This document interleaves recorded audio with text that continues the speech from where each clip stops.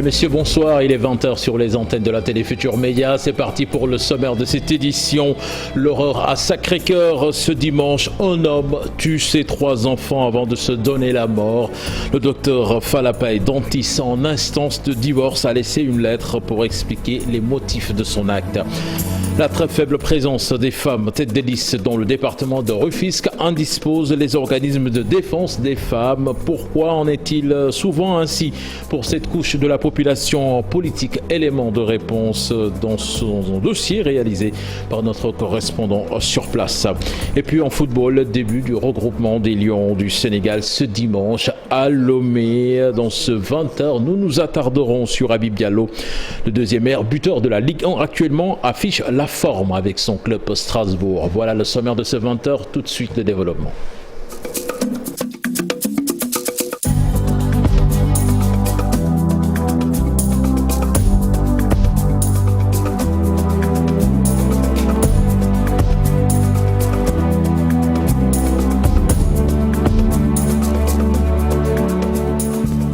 Bonsoir et bienvenue à toutes et à tous. L'horreur, le choc à Sacré-Cœur ce dimanche. Le docteur Falapay tue ses 3 enfants avant de se donner la mort. Auparavant, le dentiste avait pris le soin d'expliquer son acte dans une longue lettre. Retour sur cette tragédie avec notre reporter Dissa Prera qui était avec Younous Diatta.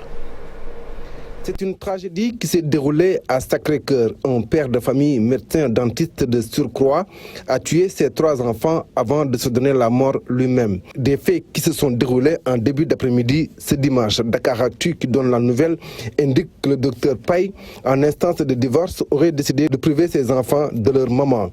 Par la suite, Falapay a conduit ses 2 filles et le garçon au cabinet de son frère pour leur injecter une piqûre mortelle. C'est par la suite que lui-même s'est donné la mort par le même procédé. Toujours selon Dakaractu, le liquide inoculé aux enfants est encore inconnu, mais cela a entraîné le décès immédiat des 3 enfants. Aurait-il décidé de faire payer son épouse? On ne saurait le dire. La gendarmerie déportée sur le lieu a procédé au constat d'usage avant que les sapeurs-pompiers n'emportent les corps.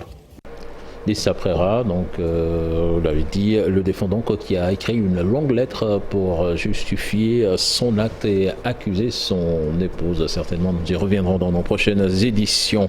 Nous parlons politique à présent. Baké, les coalitions Onde Defar Gor du colonel Alimar et Gumsebop dirigées par Serigne Thiaw recalés pour les prochaines élections locales. Et parmi les motifs invoqués, le non-respect de la parité, ce que trouve surprenant le colonel Mar. Il entend interjeter appel et saisir la cour d'appel de Thiès dès ce lundi. Je vous propose de l'écouter. Ces propos sont recueillis par Papa Lagay. De motifs. Le non-respect de la parité homme-femme, la liste proportionnelle incomplète, engagement individuel et copie de la carte nationale d'identité non conforme aux listes présentées. Nous avons émis des réserves par rapport à ces motivations. Nous avons, ne serait-ce que sur la liste proportionnelle dite incomplète, nous avions compté, nous-mêmes, le préfet a compté, le représentant de la SEDA a compté avant que le dossier soit provisoirement reçu. Donc la recevabilité du dossier, au moins la recevabilité provisoire du dossier, a été constatée avant que 24 heures après, on nous signifie ces motifs-là.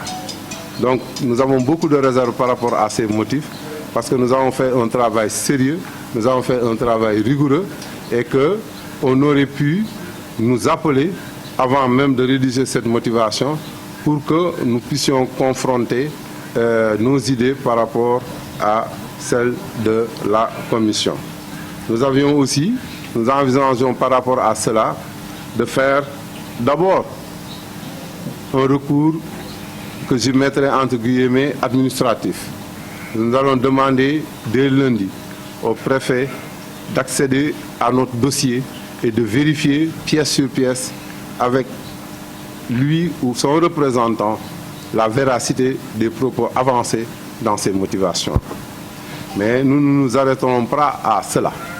Nous allons saisir, comme c'est prévu par le code électoral, la cour d'appel de Thiès.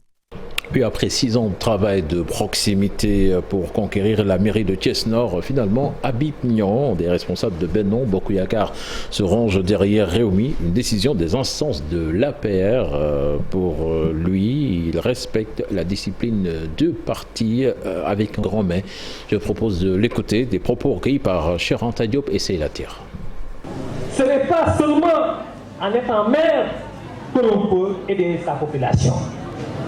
Durant 6 ans, je suis au chevet des populations sans être maire. Par la grâce de Dieu et l'aide de mes partenaires.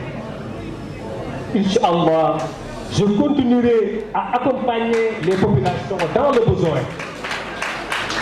Car le social que je fais, je l'ai hérité et je ne peux pas m'en défaire.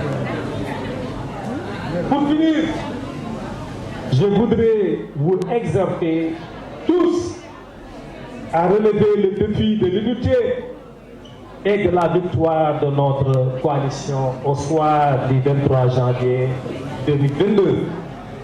Car nous devons prouver que nous sommes une force incontournable dans la zone nord, je dirais même dans la commune de Thiès.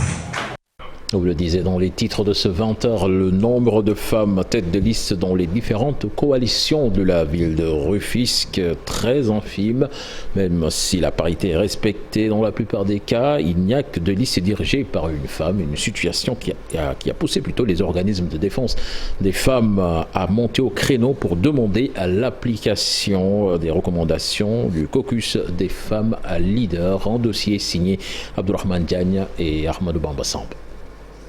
Elle est l'une des 2 femmes tête de liste majoritaire dans tout le département de Rufisque pour le compte des élections territoriales. Cette sociologue qui dirige la coalition Benno Defar Teungueth dans la commune de Rufisque Nord veut montrer à travers sa candidature que les femmes ont les compétences pour gérer les mairies. Tout grand homme, il y a une femme derrière. Les femmes sont pleines de stratégie, les femmes sont pleines de motivation, les femmes sont déterminées, les femmes sont sérieuses. Et voilà, c'est ton tout, la femme, donc c'est ton tout. C'est ce qui m'a motivée. Ce point focal de l'association des femmes juristes du département de Rufisque était aussi à l'assaut de la mairie de Tivaouane Peulh. Mais son élan a été freiné par la discipline de parti brandie par sa formation politique, Alliance des Forces Progrès. Moi, je fais partie d'une formation politique, qui est un parti politique, qui fait partie d'une très grande coalition, qui est la coalition Benno Bokk Yakaar. Alors, je me dois, ne serait-ce que par donner le bon exemple, de respecter les règles, c'est-à-dire être dans une discipline de parti.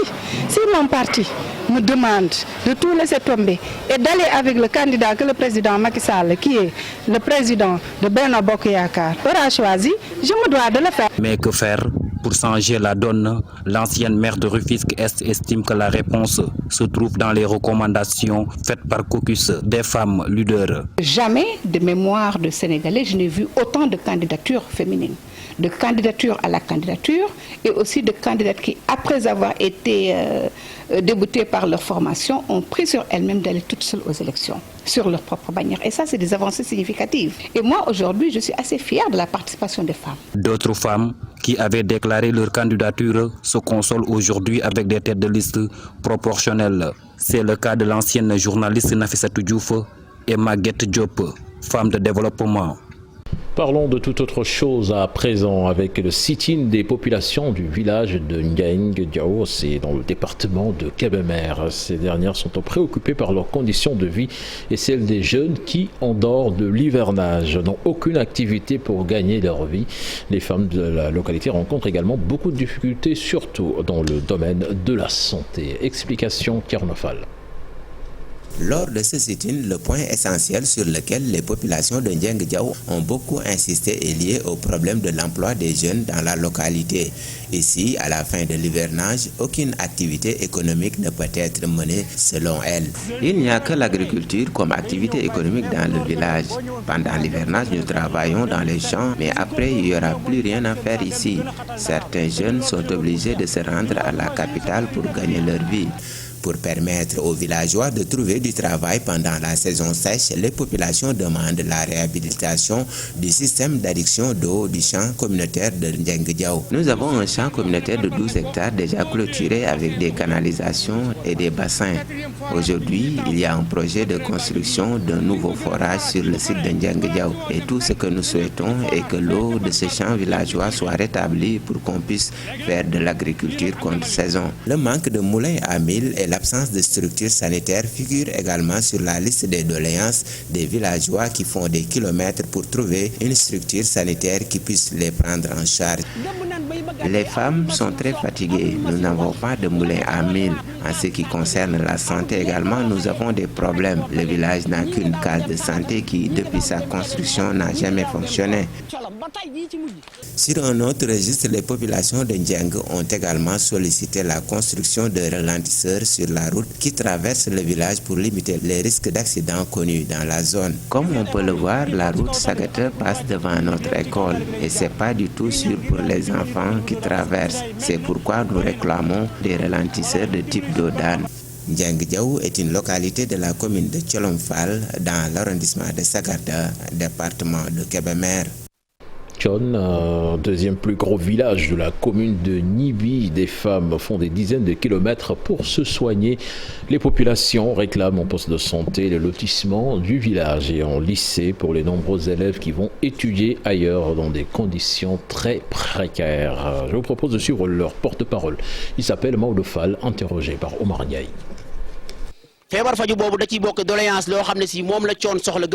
Nous avons besoin de nous soigner en cas de maladie. À Tchon, nous réclamons un poste de santé. Même pour des maux de tête, il faut se déplacer sur 5 voire 27 km. Ici, vous ne voyez que de belles maisons et pourtant, il n'y a pas de lotissement. Et c'est la faute de l'administration. Les autorités doivent nous aider pour les lotissements. Nous avons besoin aussi d'un marché hebdomadaire et d'un lycée. C'est ce que nous réclamons aux autorités. Nous demandons aussi un lycée ici à Tchon. À présent, plus de crainte pour les élèves et enseignants de l'école élémentaire Bambey 3. En effet, le bâtiment qui menaçait ruine vient d'être refait par une ONG internationale qui a aussi pris en compte les besoins sanitaires et autres commodités pour le bien-être des enfants. Explication dans cette correspondance signée Babacar Diouf et Ndongo Ndiaye. Parents et enseignants ont poussé un ouf de soulagement.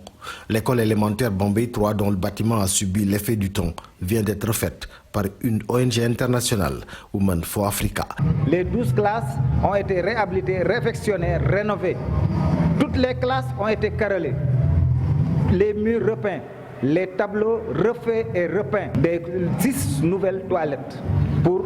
Maintenant pour des garçons et des filles. Une particularité aussi, les toilettes aussi, on a pris en charge des personnes vivant d'un handicap. Le secrétaire général du CELT local invite les bénéficiaires à l'entretien des infrastructures. Après avoir réfectionné un établissement, donc cet établissement doit être suivi. L'IF de Bambey, qui a présidé la rencontre, magnifie le geste et souhaite son élargissement dans d'autres domaines. Et que ce partenariat-là puisse perdurer, traverser aussi les temps, s'intensifier et s'élargir. Et comme vous l'avez dit, que ce partenariat-là puisse maintenant investir d'autres domaines. Parce que vous l'avez dit, comme pays sous-développé, les besoins sont là, sont énormes. Malheureusement, les moyens pour faire face à ces besoins-là sont réduits. Si nous devons attendre tout de l'État, il me semble que nos problèmes ne seront jamais résolus. Nous devons essayer par nous-mêmes d'être inventifs. Le maître de cérémonie, ancien directeur de l'école, enseignant à la retraite, n'a de cesse appelé la communauté à se joindre à l'équipe pédagogique pour le meilleur des élèves. Babacar Diouf, intéressons-nous à présent à la mission des acteurs communautaires en termes génériques qui désignent les volontaires communautaires qui participent actuellement à la mise en œuvre des activités de santé. Nos reporters sont allés à la rencontre d'Elhaji Baitir Samb, président du réseau des acteurs communautaires de santé du Sénégal. Ce natif de Ngor revient sur cette mission au service des populations dans le domaine sanitaire. Un sujet signé Ibou Diouf et Tierno Laurent Mendy. Dans ce village traditionnel Lébou, cet homme est très connu. Très actif au service des populations, son accoutrement, son langage propre, un acteur engagé dans le domaine de la santé communautaire. Nous sommes dans la promotion de la santé et la prévention contre les maladies transmissibles et non transmissibles. Nous sommes 33 000 membres au niveau national. Il n'y a pas un quartier ou un village où il n'y a pas d'acteurs communautaires. Les types d'acteurs communautaires sont des relais, des badjenugor, des ASC, des matrones, des hommes, qui, comme vous le savez, qui ont joué un rôle déterminant dans les questions de santé. Elhadji Baytir Samb est par ailleurs président du réseau des acteurs communautaires du Sénégal, une mission au service des populations. L'engagement des acteurs communautaires a toujours été déterminant. Quand il y avait le VIH-Sida, il a fallu mobiliser les acteurs communautaires qui puissent jouer leur rôle, renforcer leurs capacités. Ils ont joué leur rôle, ça fait reculer le VIH-Sida au niveau national, à tous les niveaux. Quand il y avait aussi le paludisme aussi, les acteurs communautaires ont eu à jouer un rôle déterminant aussi, ça fait reculer. Donc sur les questions de santé mère-enfant, sur le respect des CPN et CPON, aussi les acteurs communautaires ont joué un rôle. Dans ce contexte préélectoral, les acteurs communautaires demandent plus de présence dans le programme des municipalités. On appelle aux maires qui, dans le cadre de leur campagne, dans le cadre de leur déclaration d'engagement et de leur vision, de nous faire une déclaration, quelles sont leurs missions par rapport à la santé communautaire. Les acteurs communautaires sont aussi ces volontaires des communes qui participent à la mise en œuvre des activités de santé. Elhadji Baytir Samb et son réseau demandent plus de soutien pour plus d'efficacité. Nous allons à présent à Ziguinchor. L'île de Carabane en Casamance devrait être classée au patrimoine mondial de l'UNESCO. C'est en tout cas le souhait d'un enseignant-chercheur au département de lettres modernes de l'université Assane Seck de Ziguinchor. Le docteur Raphaël Lambal a même rédigé un ouvrage pour restaurer la mémoire de cette île qui fut l'une des 3 portes d'entrée des colons au Sénégal. Boubacar Diassi, Lamine Mandian. L'île de Carabane en Casamance devrait être classée au patrimoine mondial de l'UNESCO. C'est le souhait de cet enseignant-chercheur au département lettres modernes de l'université Assane Seck de Ziguinchor. Carabane doit vraiment retrouver la place qui est la sienne, qui est le patrimoine mondial de l'humanité. L'État du Sénégal a certes fait un effort en classant l'île comme patrimoine national, mais il faut permettre à l'État sénégalais d'avoir un fonds de dossier solide qui pourront proposer au comité du patrimoine mondial en vue du classement de Carabane au patrimoine mondial de l'humanité. Raphaël Lambal, auteur de cet ouvrage, revient sur l'importance de rédiger un livre qui retrace l'histoire de l'île de Carabane. Carabane, au même titre que Gorée et au même titre que Saint-Louis, est un foyer important où est né le Sénégal moderne.